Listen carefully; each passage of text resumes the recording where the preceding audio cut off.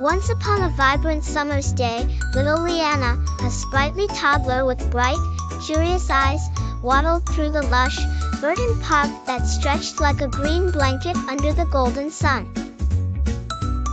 The park was alive with the sounds of chirping birds and the laughter of children playing tag in the distance. But Liyanah was drawn to something quite extraordinary. In the heart of the park stood a grand old tree, its trunk thick and gnarled with the wisdom of countless years. The tree's massive branches spread out like the welcoming arms of a guardian. As she approached the tree, Liyanah could have sworn she heard a faint whisper carried by the gentle breeze. "Hello, little one," murmured the voice melodiously. Liyanah stopped dead in her tracks, her eyes wide with wonder. "Is somebody there?" she asked, looking around. The tree chuckled softly, its leaves rustling in response. "It is I, dear Liyanah, the grand oak. I have watched over this park for centuries.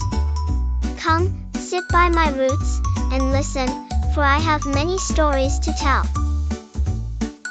With a squeal of delight, Liyanah plopped down beside the tree, nestling against its sturdy trunk.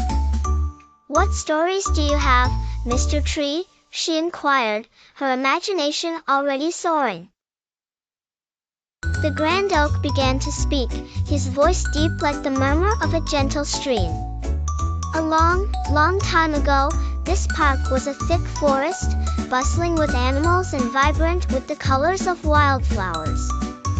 Every creature had a role to play, from the tiniest ant to the largest bear." Liyanah listened in awe as the tree spoke of ancient times, of how the seasons changed, of ferocious storms that swept through, leaving behind puddles for ducks to play in, and of peaceful sunrises that brushed the landscape with their tender light. "But," said the grand oak, a note of seriousness creeping into his voice, "as time went on, people forgot how to live in harmony with nature. They took more than they gave back, and the animals began to disappear." Liyanah's little face crinkled with concern. "That's sad," she said softly. The grand oak nodded. "Indeed, child. But there is hope. You, and children like you, can learn from the past and make the world a better place." "How can I help, Mr. Tree?" Liyanah asked, eager to play her part. "You can start by planting flowers, caring for the bees, and always recycling your waste. Every little action counts," the tree advised, its branches gently sweeping the air in solidarity. Liyanah beamed with resolve, her tiny heart swelling with purpose. "I'll do my best," she promised before jumping up, her mind abuzz with ideas. For hours she sat with the grand oak, learning about the history locked within its ancient trunk.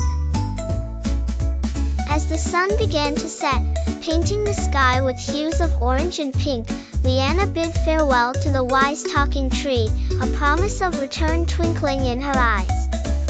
And as she waved goodbye, a gentle breeze swirled through the park. The grand oak whispered once more, "Remember, little Liyanah, you are the future." With that, Liyanah skipped home, her heart filled with stories and a newfound dedication to caring for the world around her.